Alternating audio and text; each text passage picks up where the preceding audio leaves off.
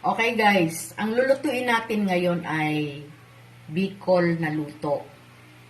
Origin from my mother recipe. Ang tawag dito sa amin ay pikadilyong tulingan or tambakol.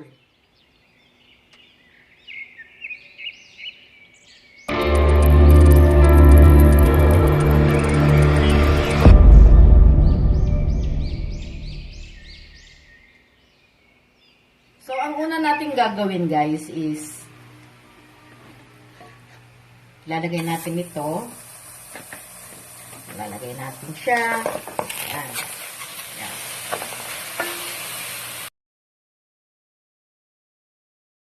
Ayan. Ipapaksiw muna natin siya sa suka. Luya. Lagyan natin ng bawang. At sibuyas. Ayan. Ayan. At kamatis.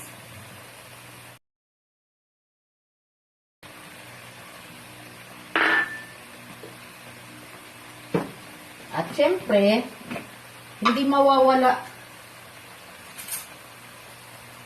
ang suka na may sili. Yan guys. See that? Yan.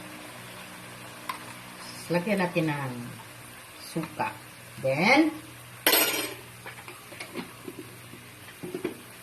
paminta. Durog na paminta. Okay na yan guys. Paminta, paminta, paminta. Yan. And, rock salt ang gagamitin natin.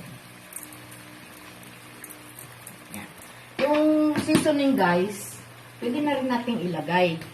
Pero, I prefer mamaya na natin ilagay. So, nailagay na natin lahat ng ingredients. So, kailangan takpan natin siya. Yun. Patuyuin lang natin yan guys. Soft medium fire lang. Okay? So, we wait and let's see. Natin guys, kumustahin natin ng ayan. Look. So beautiful.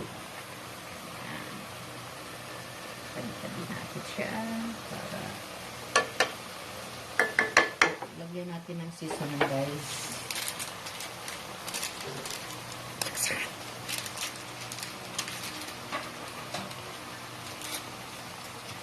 Paksiw pa lang yan guys, ulam na no. Lagyan natin ng konting seasoning. Kalahati lang guys.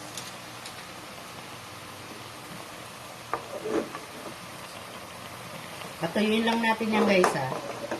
So, para hindi dumikit, lagyan natin ng konting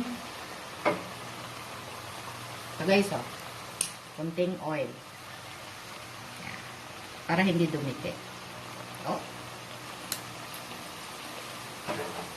At takpan ulit natin. Hintayin natin matuyo guys bago natin ibuhos ang gata. Okay?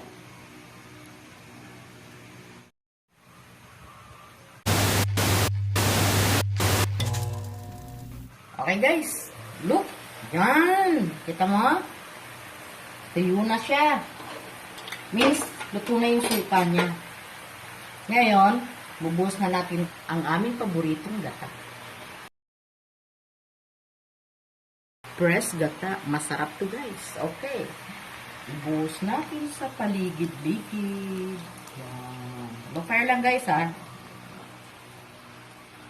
Yan. Yan. Woo! Pag natikman nyo to guys. So, sa amin guys, pag nailagay na yung gata, hindi na namin yan tatakpan. Kailangan ganyan siya. Para yung resulta is ganyan guys oh. Ayan. Nakikita nyo yan? Yan, yan. Namumuo siya. Hindi nalulusaw yung kakang gata niya. So, ayan. So, medyo lakasan natin ang fire para makita nyo yung kagandahan. Yun, diba? Okay, ganyan na siya. Ganyan na siya, ha? Kunting tuyo-tuyo pa bago natin ilagay tong pichay. Ayan, kasi including ko pala. So, ilalagay na natin ang pichay, guys.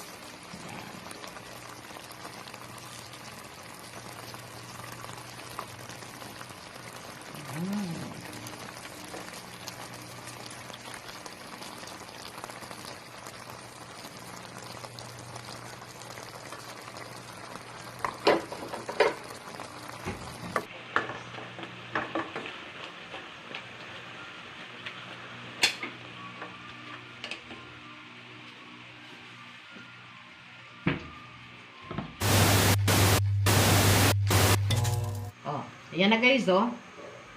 Ayan na yung pichay natin, oh. Isa-isa nating linagay sa gilid. Ayan. So, patutuyuin natin siya ng konti, guys. Nakita nyo yung guys, oh. Ayan, oh. Yan ang resulta pag hindi mo tinakpan. Yung kakanggata niya, namumuo siya. Ayan. So, malapit na siya, guys. Maluto, oh. Diba? Ayan. Kunting ano na lang yan, guys, patuyo. Tikman natin, guys. Yan. Yum, yum. Ang kagandahan, guys, na ipapaksiw muna yung isda, hindi siya nakakasawang kainin. Mas lalo kang gaganahan. Yan, guys. Luto na. Done. Perfectly done. Okay.